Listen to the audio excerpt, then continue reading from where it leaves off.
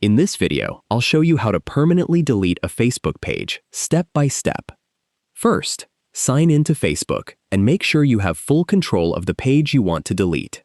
Switch into the page, then open Settings and Privacy, and select Settings. Next, look for Access and Control and select Deactivation or Deletion.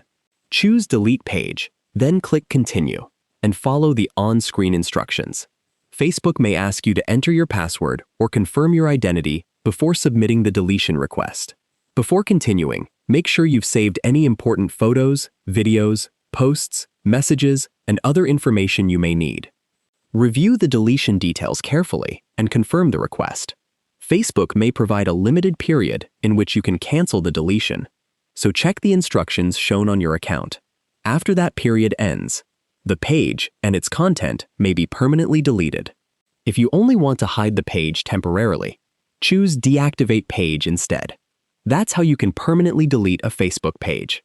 If you found this video helpful, please like the video, subscribe to the channel, and turn on notifications for more easy Facebook tutorials. Thanks for watching.